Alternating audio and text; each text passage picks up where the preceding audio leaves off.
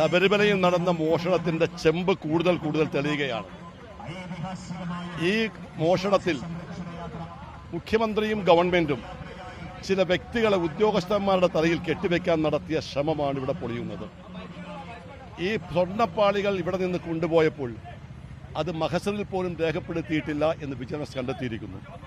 ഏറ്റവും ഗുരുതരമായ തെറ്റാണത്.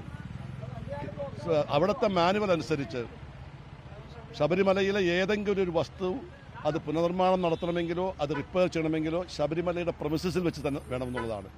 ഇതില്ലാതെ ശബരിമലയ്ക്ക് ഈ പ്രമിസസിൽ നിന്ന് പുറത്തു കൊണ്ടുപോയി. ഇത് ഞങ്ങൾ നേരത്തെ ആക്ഷേപം ഉന്നയിച്ചതാണ്. അപ്പോൾ ഇത് പുറത്തു കൊണ്ടുപോകുന്നതിൽ ഒരു റെക്കോർഡും ശബരിമലയുടെ ദേവസ്വം ബോർഡ് റെക്കോർഡിലില്ല.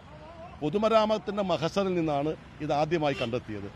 ഇപ്പോൾ വിജിലൻസ് അന്വേഷണത്തിൽ കണ്ടെത്തിയിരിക്കുന്നു ഞങ്ങൾ നേരത്തെ പറഞ്ഞതും നേരത്തെ ഉന്നയിച്ചുമായ ആരോപണങ്ങൾ.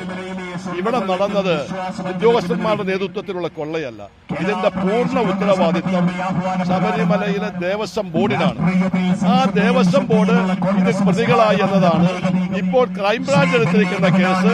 വ്യക്തികളെ മാത്രമല്ല ദേവസ്വം ബോർഡിനെ കുറ്റപ്പെടുത്തിയിരിക്കുന്നു. അപ്പൊ ദേവസ്വം ബോർഡ് ഇതിലെ കുറ്റവാദികളാണ്. ദേവസ്വം ബോർഡ് മെമ്പേഴ്സ് നിയോഗിച്ചത് പൊളിറ്റിക്കൽ അപ്പോയിന്റ്മെന്റ് ആണ്.